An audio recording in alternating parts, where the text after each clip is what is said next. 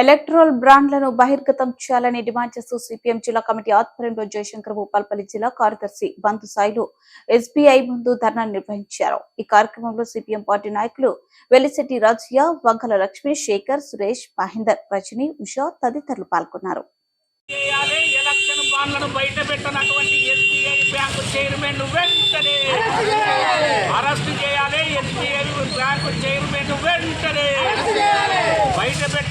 Election బాండ్లను వెంటనే.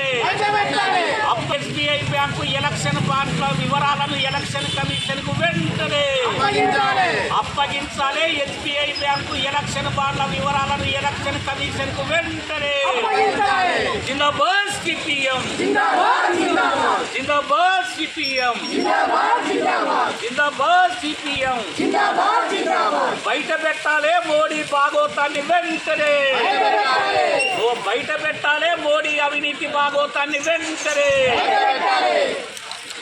కప్పి పెట్టొద్దు మోడీ అవినీతిని ఎస్బీఐ బ్యాంకు. కప్పి పెట్టొద్దు మోడీ అవినీతి భాగోతాన్ని ఎస్బీఐ బ్యాంకు. వెల్లడించాలి ఎలక్షన్ బాండ్లను వెంటనే.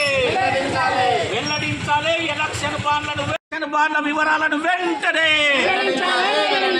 వెల్లడించాలి ఎలక్షన్ బాండ్ల వివరాలను వెంటనే. అరెస్ట్ చేయాలి ఎలక్షన్ బాండ్ల వివరాలని చెప్పినటువంటి ఎస్బీఐ బ్యాంకు చైర్మన్ వెంటనే. అరెస్ట్ చేయాలి ఎలక్షన్ బాండ్ల వివరాలను తెలియజేయనటువంటి ఎస్బీఐ బ్యాంకు చైర్మన్ వెంటనే. బయట పెట్టాలి మోడీ అవినీతి భాగోతాన్ని వెంటనే. బయట పెట్టాలి ఎలక్షన్ బాండ్లతో పాల్పడుతున్న మోడీ అవినీతి భాగోతాన్ని వెంటనే. గద్దె దిగిపోవాలి ఎలక్షన్ల బాండ్ల పేరుతోని అవినీతికి పాల్పడ్డ మోడీ సర్కారు వెంటనే. గద్దె దిగిపోవాలి ఎలక్షన్ల బాండ్ల పేరుతోని అవినీతికి పాల్పడుతున్న మోడీ సర్కారు వెంటనే. అరెస్ట్ చేయాలి సుప్రీంకోర్టు ఆదేశాలు లెక్క చేయనటువంటి ఎస్బీఐ బ్యాంకు చైర్మన్ వెంటనే. అరెస్ట్ చేయాలి సుప్రీంకోర్టు ఆదేశాలని లెక్క చేయనటువంటి ఎస్బీఐ బ్యాంకు చైర్మన్ వెంటనే.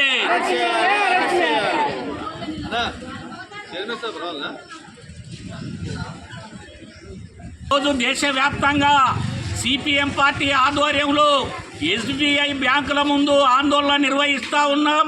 ఇటీవల కాలంలో సుప్రీంకోర్టు ఎలక్షన్ బాండ్లు అవినీతికి మార్గం ఏర్పడుతుంది.